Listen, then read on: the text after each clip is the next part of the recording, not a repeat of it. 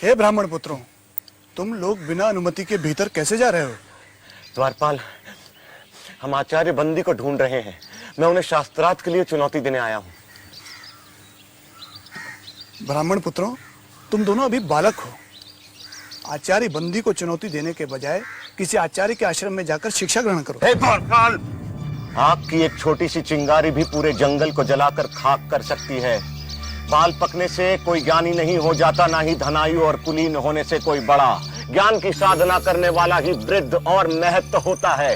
हम ज्ञान वृद्ध हैं, इसलिए हमें भीतर जाने दो, या महाराज जनक और आचार्य बंदी को हमारे आगमन की सूचना दो। द्वारपाल, उन्हें भीतर आने दो। अश्वसेन, उन्हें भीतर आने दो।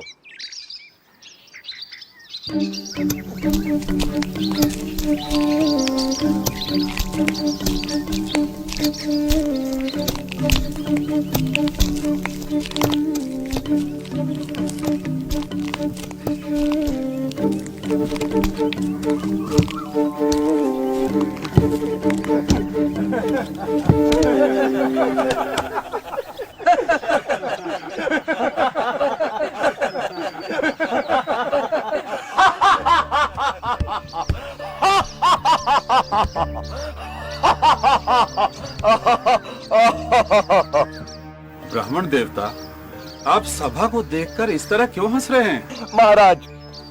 महाराज, मैं तो ये सोचकर यहाँ आया था कि जनक की सभा में आकर इन विद्वानों के बीच मैं आचार्य बंदी को शास्त्रार्थ के लिए चुनौती दूंगा, लेकिन यहाँ आकर मुझे लगा कि ये तो मूर्खों की सभा है। राजन, मैंने अपने हंसने का कारण तो बता दिया।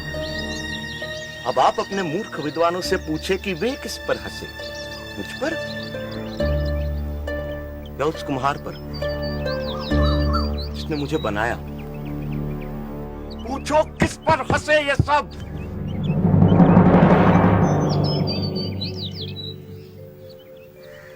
ब्राह्मण कुमार, मुझे और मेरे दरबारियों को इस अज्ञान के लिए क्षमा करें, पर मेरा निवेदन है कि अभी आप आचार्य बंदी से शास्त्रार्थ करने के लिए वयस्क नहीं हुए हैं। आचार्य बंदी से शास्त्रार्थ करना कठिन है।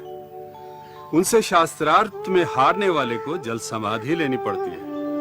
इसलिए अभी आप और विद्या अध्ययन करें। राजन, आचार्य बंदी से शास्त्रार्थ के लिए मुझ पर गुरु कृपा ही पर्याप्त है, और जो अमर है उसे मृत्यु का क्या भय। किसी महान उद्देश्य के लिए प्राण देना मृत्यु नहीं होती। आप आचार्य बंदी के सामने मुझे प्रस्तुत करें। मैं हूं आचार्य बंदी। मैं तुमसे शास्त्रार्थ करने के लिए तैयार हूं, पर क्या तुम्हें मेरी शर्त स्वीकार है? एक ही बात बार बार कहे आप हमें भयभीत करने की नाकाम कोशिश क्यों कर रहे हैं? चाहो तो तुम दोनों एक साथ मेरे साथ शास्त्रार्थ कर सकते हो। मैं एक हूं और एक ही आपसे शास्त्रार्थ करूंगा।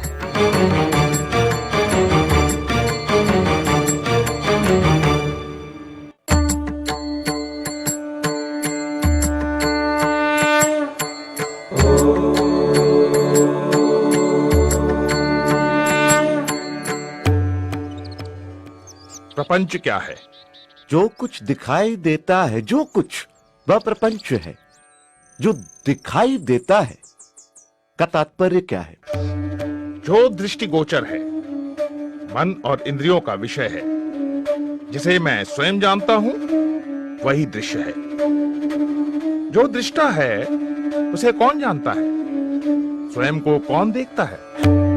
उस स्वयं, उस आत्मा को देखने के लिए किसी की सहायता की जरूरत नहीं पड़ती। जैसे सूर्य को प्रकाश के लिए दिए की जरूरत नहीं पड़ती, वह स्वयं प्रकाशमान है। यह संसार कहां से और कैसे आया? यह सृष्टि उससे और सिर्फ उससे आई। वह कौन है? वह ब्रह्म है, वह ईश्वर है। वही अपनी माया से इस संसार को रचता है।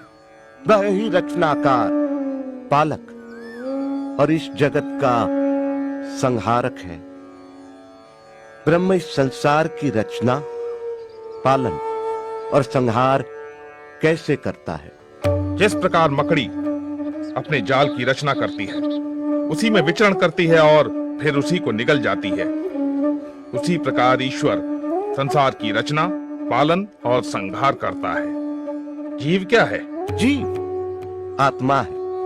वह निर्विकार स्वयं है, परंतु अविद्या के प्रभाव में आकर वह स्वयं को मन और शरीर समझ बैठता है। इसीलिए वह इस संसार का अनुभव करता है। अविद्या क्या है? अनात्मा को आत्मा समझना, निर्विकार को विकार युक्त समझना और इस संसार को ही सच समझना अविद्या है। तो विद्या क्या है? आत्म का ज्ञान विद्या है। सा विद्या या विमुक्त है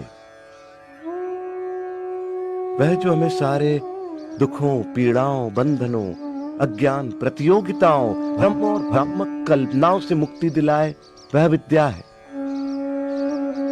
जो हमें द्वैत के भाव से,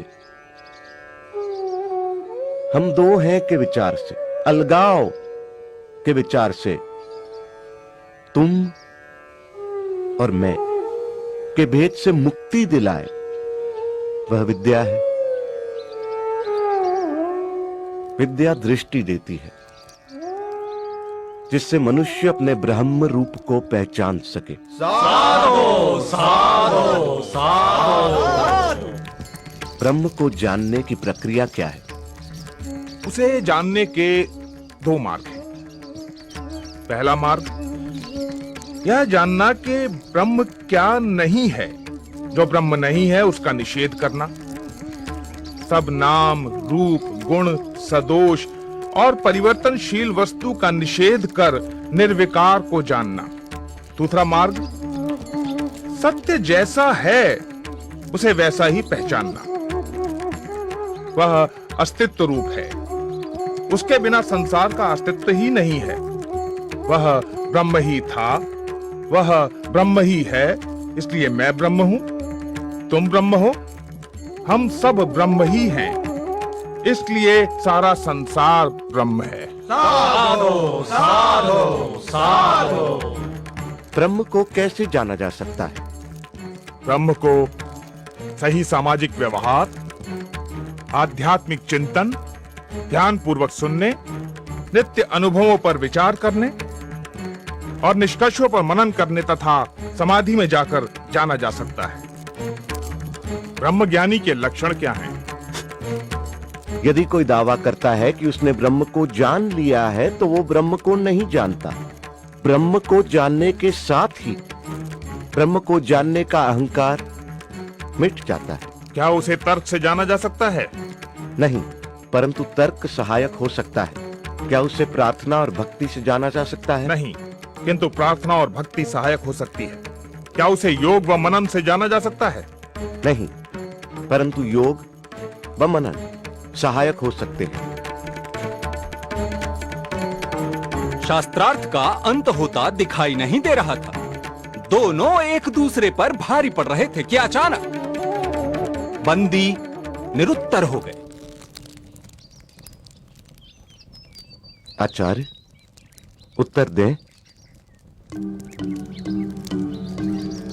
आचार्य,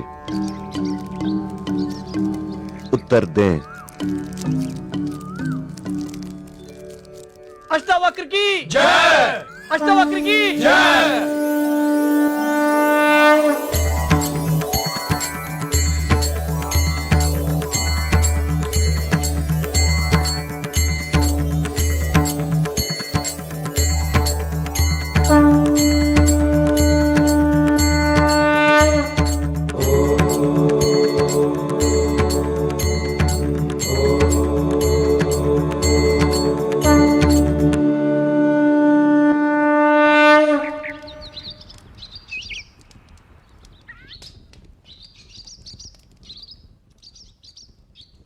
मैं अपनी पराजय स्वीकार करता हूं। मैं जल समाधि लेने के लिए तैयार हूं।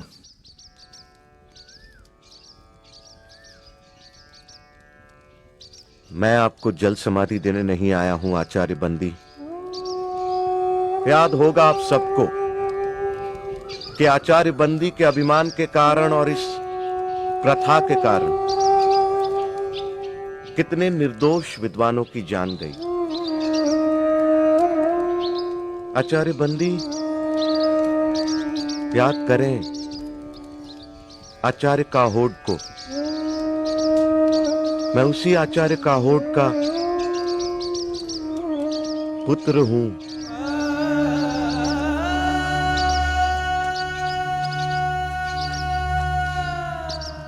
आज मैं विजयी हूं, आप पराजित। मैं चाहूं तो आपको जल समाधि दे सकता हूं, परंतु मैं ऐसा नहीं करूंगा आचार्य बंदी।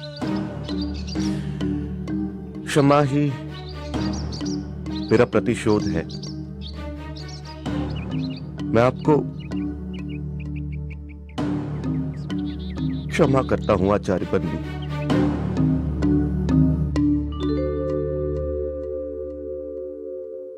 प्राण लेने से भी बड़ा दंड तुमने मुझे दिया बाल ज्ञानी। मुझसे पाप हुआ है, पाप हुआ है मुझसे पाप। पश्चाताप की आग से बड़ी कोई आग नहीं आचार्य बंदी। हर दिन इस आग में जला पवित्र हो, यही आपका प्रायश्चित होगा। शास्त्र को शस्त्र न बनाओ।